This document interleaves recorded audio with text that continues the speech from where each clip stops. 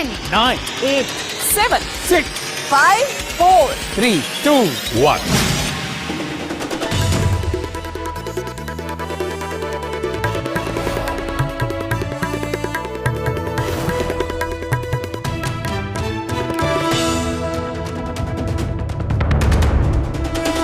स्वागत है आपका न्यूज 18 इंडिया पर, देश का सबसे असरदार और विश्वसनीय न्यूज चैनल IBN 7 का अब है एक नया नाम, न्यूज 18 इंडिया, जहां खबरों में रफ्तार भी होगी और धार भी, जहां मुद्दे उठेंगे सिर्फ नतीजे तक पहुंचने के लिए, जहां परत दर परत सामने आएगा सच और खुलेगा झूठ का कच्चा चिट्ठा।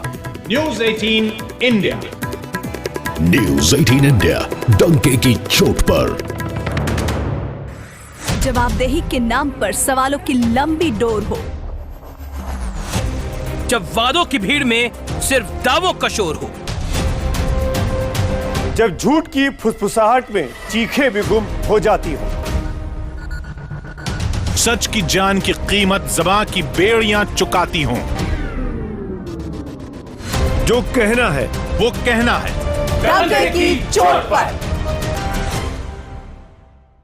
मोदी ये कहते हैं कि मैं भ्रष्टाचार के करप्शन के खिलाफ हूँ, तो वहीं दूसरी तरफ तो इन्होंने जो सरकारी रेल है उसका राजनीतिकरण कर दिया और बिना भाड़े के बिना किराए के तो रैली में लोगों को लाया गया। क्या श्री नरेंद्र मोदी ये जवाब देंगे, अपने गिरेबान में झांक कर देंगे वो कितने दूध के धुले हैं? दूसरों को सलाह देने से पहले खुद तो ये बताएं कि वो भ्रष्टाचार के ऊपर अंकुश लगाने के मामले में तो अपने लिए वो कितने साफ सुथरे हैं, वो कितना उसके ऊपर अमल करते हैं, पहले ये तो बताएं। और आज की जो गाजीपुर की रैली हुई बुरी तरीके से फेल हुई है और 1 लाख लोग भी, पूरी ताकत लगाकर 1 लाख लोग भी इकट्ठे नहीं हो पाए। मुश्किल से 20-25 हजार लोग इकट्ठे हो पाए, जबकि पूरे बिहार की ताकत, रेल फ्री कर दी, बसें फ्री कर दी, दिहाड़ी में लोग लाए गए और पूरी ताकत लगाकर ये रैली की और रैली बुरी तरीके से फ्लॉप हुई है, फेल हुई है, ये किसी से छिपा नहीं है। हालांकि चाहे बीजेपी के लोग मीडिया को मैनेज करके तो वो जो भीड़ दिखा रहे थे, मैंने ये देखा ज्यादातर वो भीड़ सोनभद्र की दिखा रहे थे, कुछ सोनभद्र की दिखा रहे थे, कुछ अलग अलग इधर उधर की भीड़ दिखाकर तो तब जाकर वो मीडिया में अपना चेहरा दिखा पा रहे थे कि रैली में बहुत लोग आए, लेकिन ये रैली बुरी तरीके से फ्लॉप हुई है। और आज जो गाजीपुर में बीजेपी की रैली हुई है, तो इस रैली में प्रधानमंत्री श्री नरेंद्र मोदी का जो भाषण हुआ है उस पर अपनी पार्टी की प्रतिक्रिया जाहिर करते हुए मैं ये कहना चाहती हूँ कि प्रधानमंत्री श्री नरेंद्र मोदी ने अपनी पार्टी की गाजीपुर की हुई रैली में अपने पूरे भाषण के दौरान, जितने समय में उन्होंने भाषण दिया है, अपने पूरे भाषण के दौरान आज जो कुछ भी कहा है वे पूर्ण रूप से थोता चनाव बाजे घना की ही तरह था। और सबसे पहले उन्होंने अपने भाषण में खासकर भ्रष्टाचार के मुद्दे पर बोलते हुए जो ये कहा है कि बेईमानों से आजादी के बाद से अब तक की काली कमाई के हिसाब लिए जाएंगे। अच्छी बात है। इस पर हमारी पार्टी का भी ये कहना है कि देश की आम जनता हर प्रकार के भ्रष्टाचार, कालाधन, जमाखोरी व राष्ट्रीय संपत्ति की लूट आदि के अभिशाप से स्थायी मुक्ति चाहती है। और इस संबंध में हमारी पार्टी हर कड़े फैसले व सजा का तहे दिल से स्वागत भी करती है, जिसके क्रम में ही उसने यानी कि देश की आम जनता ने कांग्रेस पार्टी को केंद्र व ज्यादातर राज्यों की सत्ता से बाहर कर दिया है। ये किसी से छिपा नहीं है। परंतु प्रधानमंत्री श्री नरेंद्र मोदी की सरकार काला धन व भ्रष्टाचार पर अंकुश लगाने की आड़ में देश की करोड़ों आम जनता को ही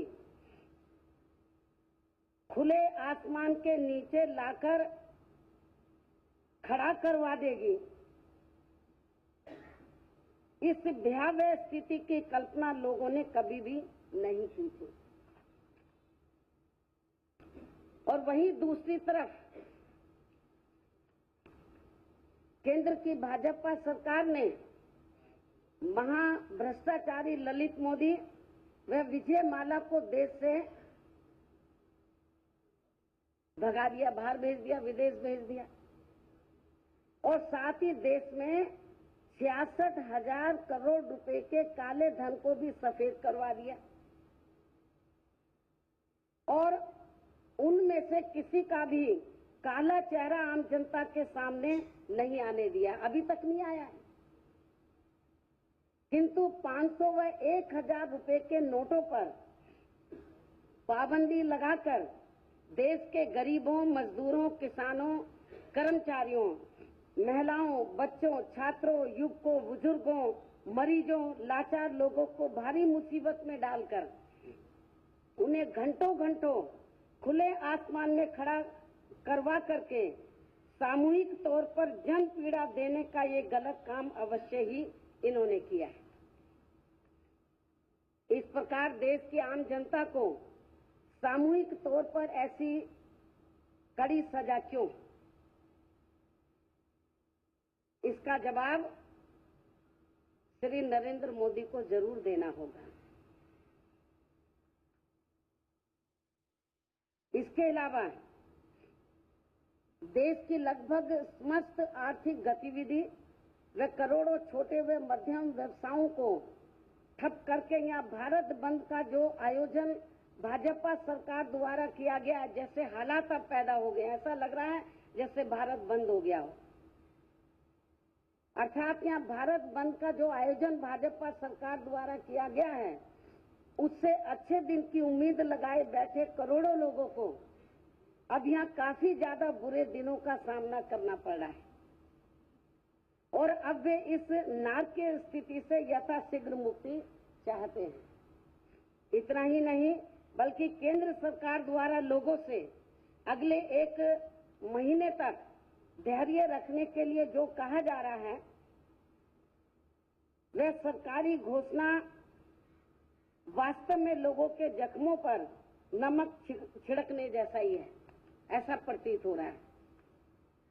और अब यहाँ ये सवाल उठना स्वाभाविक ही है कि केंद्र की भाजपा सरकार को इतने अपरिपक्व तरीके से, कच्चे तरीके से जनसाधारण को इतना अत्यधिक प्रभावित करने वाले फैसले लेने में इतनी जल्दबाजी व आपाधापी करने की क्या जरूरत थी।